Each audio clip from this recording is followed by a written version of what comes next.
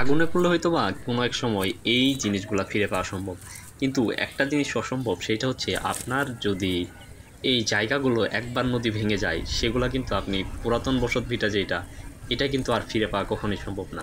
অর্থাৎ একবার যদি আপনার নদী ভেঙে একদম বিলীন হয়ে যায়, সেইটা ফিরে পাওয়ার কখনোই সম্ভব না। সেইখানের যে স্মৃতিগুলা, সেগুলো আপনি কখনোই পাবেন না।